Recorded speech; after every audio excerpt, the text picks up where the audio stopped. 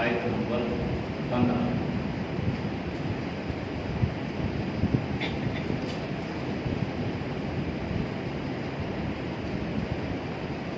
أعوذ بالله من الشيطان الرجيم، بسم الله الرحمن الرحيم۔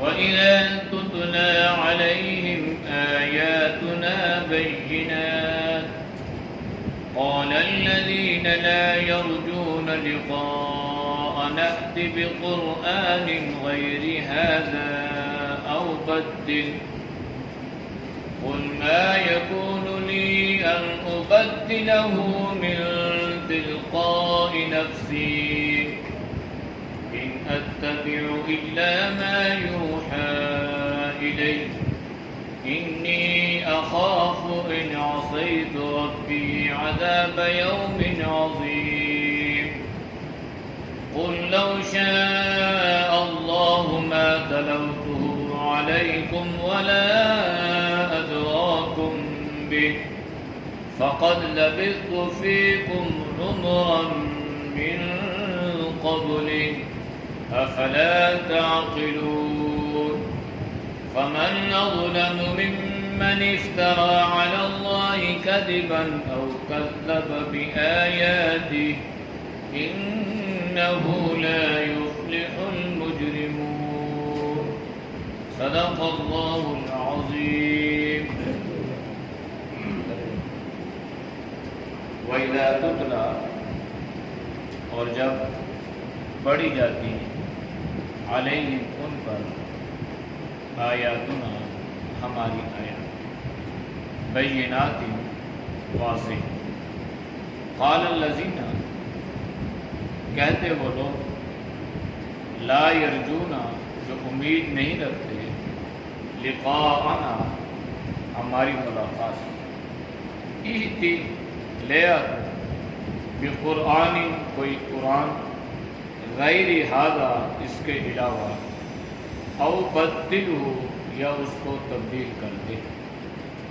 قل، کہہ دیجئے، ما یکون لی، نہیں ہے میرے لیے، ان ابدلہ، کہ میں اس کو تبدیل کروں، من تلقاء نفسی، اپنی جان کی طرف سے، ان اتبع، نہیں میں اتباع کرتا، الا مگر، ما اس چیز کی، یوحا، جو وحی کی آتی ہے، الیہ، مجھ پر، انی اخاف، بے شک میں خوف کرتا ہوں، ان عصیت، کہ میں نافرمانی کروں، ربی، اپنے رب کی، عذاب یوم عظیم، بڑے دن کے عذاب سے۔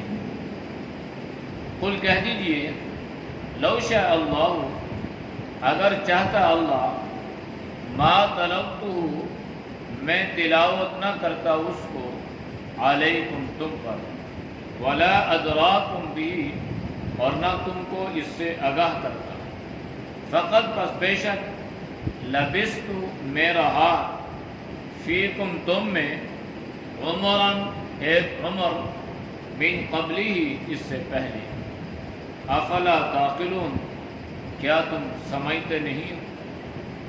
فمن اظلم، بس اس شخص سے بڑا ظالم کون ہوگا، مما، وہ شخص، افترا، جو بہتان باندھے، علی اللہ، اللہ پر، کاذباً، جھوٹا، او کذبا، یا جھٹلائے، بآیاتی، اس کی آیات کو، انہ لا یفلح المجرمون، بے شک فلاح نہیں پاتے مجرم لوگ۔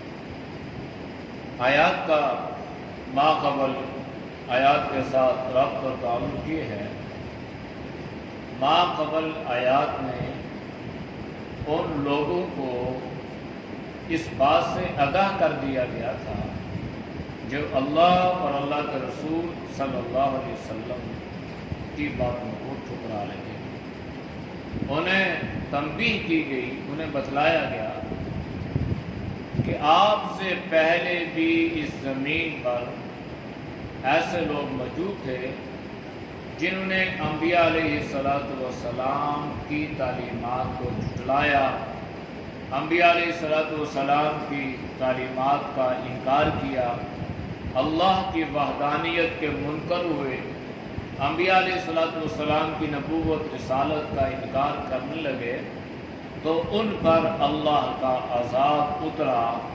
اگر وہ لوگ اللہ کی نافرمانی کی وجہ سے اللہ کی پکڑ سے بچ نہیں سکے تو آپ لوگ بھی اس سے بچ نہیں سکو گے۔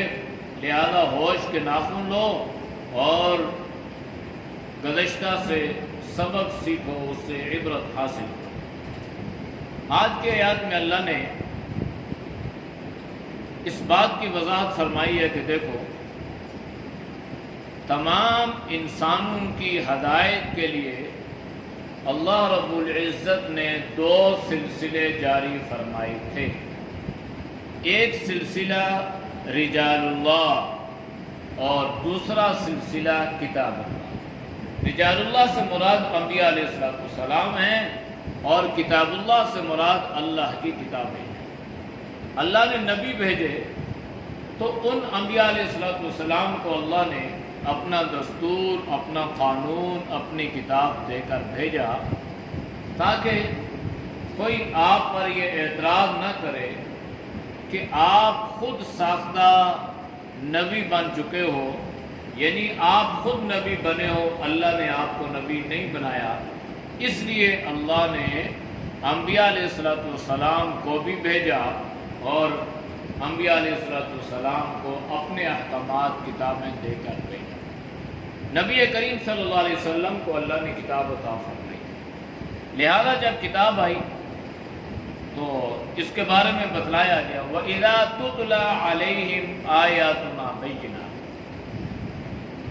نبی کریم صلی اللہ علیہ وسلم جب ان لوگوں پر قرآن شریف کی تلاوت کرتے، قرآن کو پڑھتے اور اللہ کے نبی ان کو یہ بتلاتے کہ بھئی یہ اللہ کا کلام ہے، میں اللہ کا نبی ہوں، لہذا تم ایمان لاؤ گے تو تمہاری اپنی نجات ہے، اپنی کامیابی ہے۔ لیکن جب ان پر اللہ کا قرآن پڑھا جاتا تو وہ لوگ کیا جواب دیتے؟ قال الذین لا یرجون لقاءنا، وہ لوگ جو اللہ سے ملاقات کی امید نہیں رکھتے، ان کا اللہ پر یقین نہیں ہے، مرنے کے بعد دوبارہ آنے والی زندگی پر ایمان اور یقین نہیں ہے، وہ لوگ کیا کہتے ہیں؟ آپ صلی اللہ علیہ وسلم سے کہتے اِئْتِ بِقُرْآنٍ غَيْرِ هَذَا أَوْ بَدِّلْ، کیا کرو یا تو اس قرآن کے علاوہ کوئی اور قرآن لے آؤ یا اس قرآن کو بدل دو۔ اب اس قرآن کے علاوہ اور قرآن کیوں لے آؤ؟ اس لیے کہ اس قرآن میں اللہ نے شرک کو منع فرمایا، توحید کو اللہ نے بیان فرمایا، شرک کی اللہ نے مذمت بیان فرمائی، اور قرآن کریم میں اللہ نے بیان فرمایا کہ اللہ کے سوا کوئی حاجت روا اور مشکل کشا نہیں ہے۔ لہذا ان لوگوں کے لیے اس بات پر ایمان لانا ایک انوکھی بات ہے کہ جو لوگ ایک ایک وقت میں کئی بتوں کے پجاری ہوں اور کئی الہ کو ماننے والے ہوں، ان کے سامنے ایک اللہ کا ذکر، یہ بڑی تعجب خیز بات تھی، اور اس پہ وہ لوگ بڑے حیران کہ ایک اللہ۔ تو لہذا کہتے کہ چونکہ اس قرآن میں اللہ نے یہ ساری چیزیں بیان کی ہیں، لہذا آپ کوئی ایسا قرآن لے کر آئیں جس قرآن میں ہماری مرضی کے مطابق باتیں ہوں، اس میں یہ جو غرباء اور فقراء صحابہ ہیں ان کا ذکر بھی نہ ہو، کیونکہ اس قرآن میں اللہ نے صحابہ کا ذکر فرمایا، انصار کا ذکر فرمایا، مہاجرین کا ذکر فرمایا، ایمان لانے والوں کا بلا تخصیص اللہ نے ان کی عظمت، ان کی رفعت، ان کی شان بیان فرمائی۔ لہذا یہ لوگ چاہتے تھے کہ یہ ساری چیزیں قرآن کریم سے نکال دی جائیں، اس لیے پہلی بات کہتے کہ اس قرآن کے علاوہ اگر کوئی اور قرآن آپ لے کر آتے ہیں تو ہم آپ پر ایمان لانے کے لیے تیار ہیں۔ نمبر 2، او بدل ہو، یا اس قرآن کریم کو تبدیل کر دو۔ تبدیل سے مراد یہ ہے کہ قرآن کریم کی وہ چیزیں، وہ باتیں جن پر ہمیں اعتراض ہے، اس کی جگہ کوئی اور باتیں لے آؤ تو ہم آپ پر ایمان لائیں گے۔ اور جا بجا کئی مرتبہ یہ قریش مکہ اور رؤسائے مکہ کے بڑے بڑے سردار جو تھے، جنہوں نے بڑی مرتبہ اس ڈیمانڈ اور اس فرمائش کا اظہار کیا کہ اگر آپ اس قرآن کو بدل دیں یا اس میں وہ باتیں جو ہماری مرضی کے خلاف ہیں وہ نکال دیں، یا یہ جو غرباء اور فقراء لوگ آپ کے پاس بیٹھے رہتے ہیں، اگر آپ یا تو ان کو اپنے سے دور کر دیں یا ہمارے لیے کوئی الگ سی آپ نشست مقرر کر دیں، تو پھر ہم آپ پر ایمان لانے کے لیے تیار ہیں۔ تو آپ صلی اللہ علیہ وسلم کے لیے یہ بات قطعی طور پر آپ کو یہ برداشت نہیں تھی کہ میں اپنے ان صحابہ کو دور کر دوں جن کی قربانیاں، جن کی اسلام کے لیے محنتیں، مشقتیں، تو لہذا یہ نہیں ہو سکتا۔ تو اللہ کے نبی نے جواب دیا، قل، آپ ان سے کہہ دیں، ما یکون لی ان ابدلہ من تلقاء نفسی۔ بھئی یہ کیسے ممکن ہے کہ اللہ کے قرآن کو میں اپنی طرف سے بدل دوں؟ یہ نہیں ہو سکتا، اور میں بدل بھی نہیں سکتا۔ مجھے تو، میں کسی کے پاس گیا بھی نہیں ہوں کہ میں نے کوئی لکھت پڑھت سیکھی ہو، لہذا اللہ کا حکم ہے، اللہ کے احکامات ہیں، میں ان کو بدل نہیں سکتا۔ اور میرے لیے یہ بات قطعی طور پر نامناسب ہے، جائز نہیں ہے کہ جس مقصد کے لیے اللہ نے مجھے دنیا میں مبعوث فرمایا، میں اس مقصد کے خلاف کروں۔ کہ اللہ نے آپ صلی اللہ علیہ وسلم کو اس لیے بھیجا کہ اللہ کے احکامات کو امت کے سامنے، تو امت یہ تقاضا کر رہی ہے کہ آپ اللہ کے احکامات کو بدل دیں، یا قرآن کو آپ تبدیل کر دیں، یا اس میں کمی بیشی کر دیں، اس میں تحریف کر دیں۔ تو اللہ کے نبی نے فرمایا، بھائی میں اپنی طرف سے اس میں کمی بیشی کرنے کا مجاز نہیں، مجھے اس بات کا اختیار ہی نہیں ہے کہ میں قرآن کریم میں کمی بیشی کروں، اس لیے کہ قرآن کریم کی حفاظت کا ذمہ براہ راست اللہ نے خود لیا ہے۔ ویسے تو ہر چیز کا ذمہ اللہ نے لیا ہے، پیدائش کا ذمہ اللہ کی طرف سے، رزق کا ذمہ اللہ نے لیا ہے، کائنات کو پالنے کا ذمہ اللہ نے اٹھایا ہے، اور ساری خدائی کا خالق، مالک، رازق اللہ ہی ہے، یہ اللہ کے ذمے ہے۔ لیکن اللہ نے اس قدر اہتمام سے کسی اور چیز کا ذکر نہیں فرمایا جس قدر اہتمام سے اللہ نے قرآن کریم کی حفاظت کے بارے میں بیان فرمایا، جس کو ہم نے اتارا اور ہم ہی اس کے محافظ ہیں۔ یہاں تک کہ کوئی آدمی اگر اس میں زیر زبر کی تبدیلی بھی کرنا چاہے تو وہ نہیں کرتا۔ حجاج بن یوسف بڑا ظالم تھا، بڑا قاتل تھا، انتہائی ظلم اور بربریت کو اس نے بغار گرم کیا، اس کی تلوار سے بڑے بڑے صحابہ، تابعین شہید ہوئے۔ تو خیر اس نے قرآن کریم، اس سے ڈیمانڈ کی گئی جب کہ وہ قرآن کریم پہ اعراب لگا رہا تھا، زیر زبر پیش حرکتیں لگا رہا تھا، تو 10 یہودی علماء، یہودی بڑے تیز ہوتے ہیں نا، موقع سے فائدہ اٹھانے کی کوشش کرتے ہیں، انہوں نے سوچا کہ یہ قرآن پہ اعراب بھی لگا رہا ہے اور دوسرا یہ ہے کہ ظلم اور بربریت کا اس نے بغار بھی گرم کیا ہوا ہے، لہذا ایک طرف سے تو یہ عمل ہے اور دوسری طرف سے صورتحال اس کی یہ ہے۔ تو یہ آئے اور کہنے لگے، بھائی ہم آپ کے پاس سے ڈیمانڈ لے کے آئے ہیں، آپ کے قرآن میں لکھا ہے کہ حضرت موسیٰ علیہ السلام کا گزر ایک بستی پر سے ہوا، حضرت موسیٰ علیہ السلام کو بھوک لگی تو حضرت موسیٰ علیہ السلام نے بستی والوں سے کہا بھائی مجھے کوئی کھانے پینے کے لیے دے دو. تو بستی والوں نے حضرت موسیٰ علیہ السلام، وہ بستی یہودیوں کی تھی، اور ان یہودیوں نے حضرت موسیٰ کو کھانا دینے سے انکار کر دیا. قرآن کریم کے الفاظ ہیں فَأَبَوْا أَن يُضَيِّفُوهُمَا، سورۃ کہف کے، انہوں نے انکار کر دیا کہ ان کی ضیافت کریں، کھانا کھلائیں. تو کہنے لگے کہ بھائی آپ یہ فَأَبَوْا ہے نا، یہ با ہے، تو آپ با کا ایک نقطہ اوپر لگا دیں اور بس، زیادہ ہم آپ سے کوئی بڑی ڈیمانڈ نہیں کرتے، صرف ایک نقطے کی اور ڈیمانڈ کرتے ہیں کہ آپ اس ایک نقطے کے ساتھ ایک اور لگا دیں تاکہ یہ تا بن جائے. تو معنی ہو جائے گا فَأَتَوْا أَن يُضَيِّفُوهُمَا، کہ انہوں نے کھانا مانگا اور انہوں نے کھانا ان کو دے دیا. تو کہنے لگے کہ ہماری ناک کٹ گئی، کہ لوگ کیا کہیں گے، یہودی اتنے کنجوس کہ اپنے پیغمبر کو کھانا دینے سے انکار کر دیا. تو لہٰذا آپ فَأَبَوْا کی جگہ فَأَتَوْا کر دیں، بس ایک نقطہ اپنی طرف سے لگا دیں. تو حجاج بن یوسف جو اتنا بڑا ظالم تھا، اس نے تلوار اٹھائی اور 10 کے 10 یہودیوں کے سر قلم کر دیے. کہنے لگا کہ اللہ کے کلام میں بھی آپ مجھ سے ظلم کروانے لگے. معلوم یہ ہوا کہ حجاج بن یوسف جیسا ظالم انسان بھی وہ قرآن کریم میں ایک نقطہ بھی اپنی طرف سے لگا نہیں سکتا. یہ مرتبہ یہ جو روس ہے ایشیا، اس کے بارے میں مورخین نے لکھا ہے کہ بڑا ظلم یہاں پہ مسلمانوں پہ.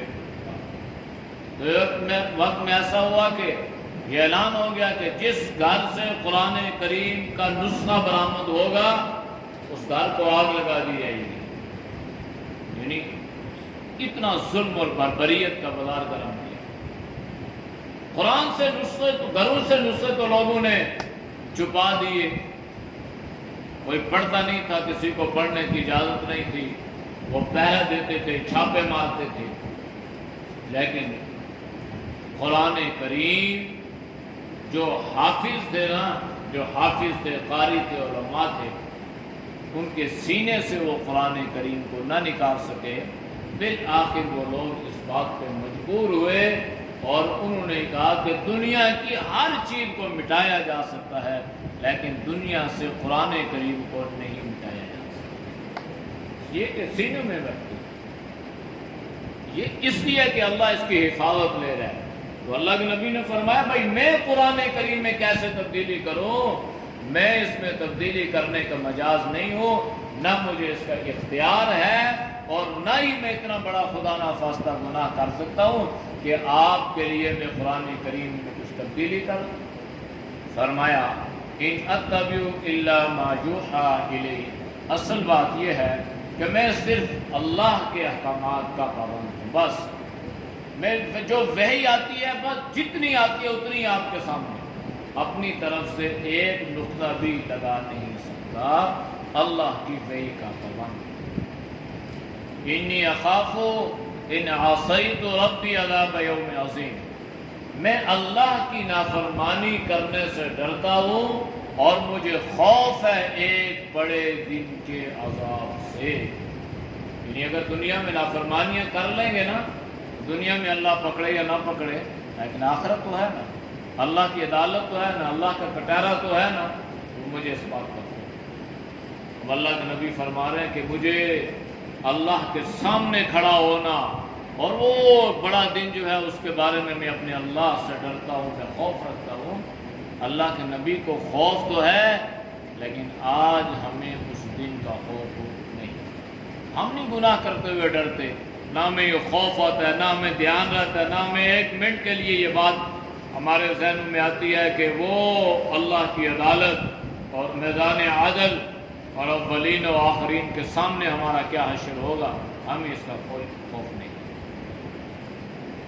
قل لو شاء اللہ، پھر اللہ کے نبی نے فرمایا آپ انہیں کہہ دیں اگر اللہ چاہتا، ما تلوتہ علیکم، اگر اللہ کی مشیت اور مرضی یہ ہوتی کہ میں اس قرآن کریم کو آپ کے سامنے تلاوت نہ کروں تو میں ہرگز آپ کے سامنے اس کو تلاوت نہ کروں.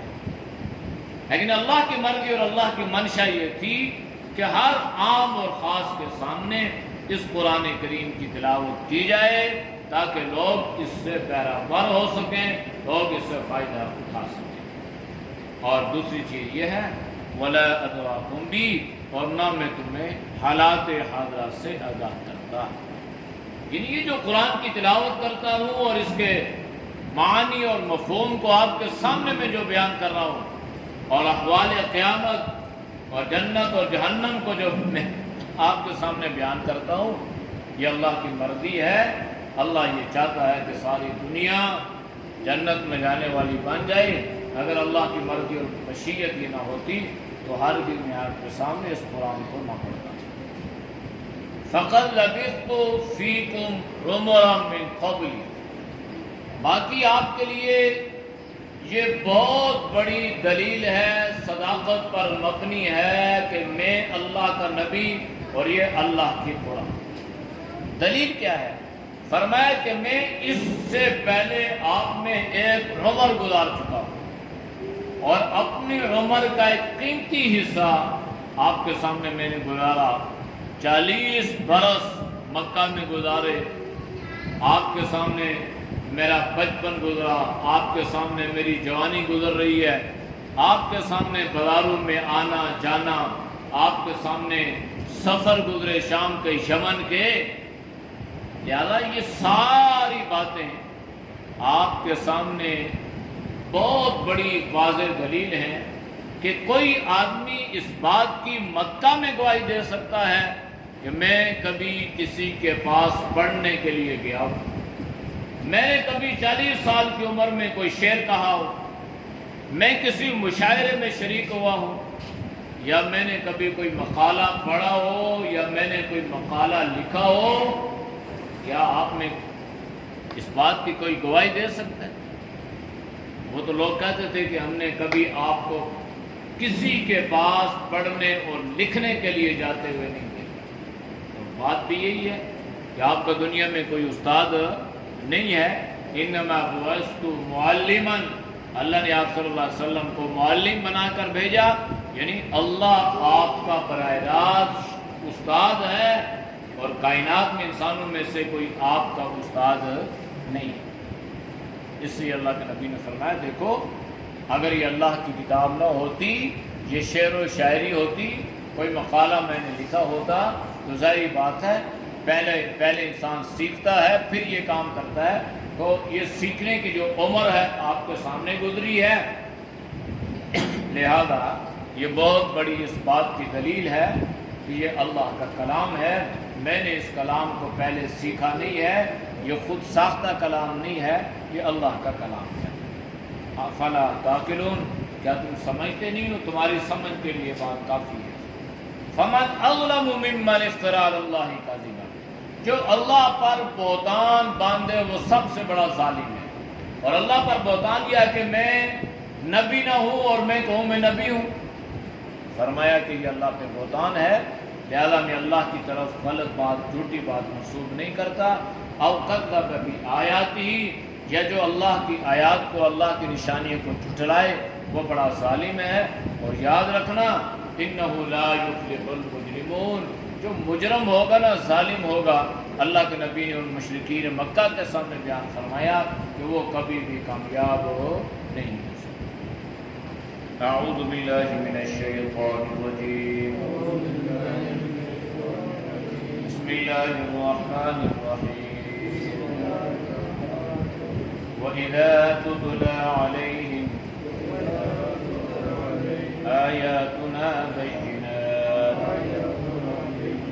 قَالَ الَّذِينَ لَا يَرْجُونَ لِقَاءَنَا ائْتِ بِقُرْآنٍ غَيْرِ هَذَا أَوْ بَدِّلْ قُلْ مَا يَكُونُ لِي أَنْ أُبَدِّلَهُ مِنْ تِلْقَاءِ نَفْسِي